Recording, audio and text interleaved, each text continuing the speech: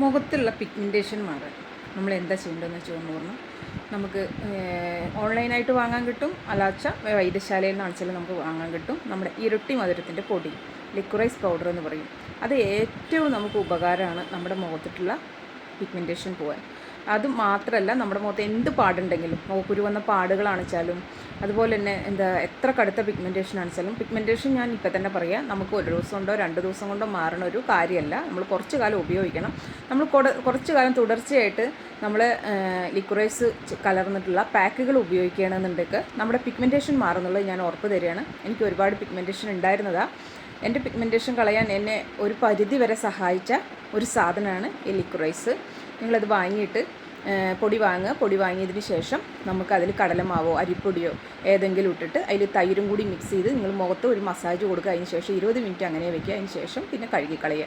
Daily നിങ്ങളിതൊന്ന് പരീക്ഷിച്ച് നോക്കും, മാറും.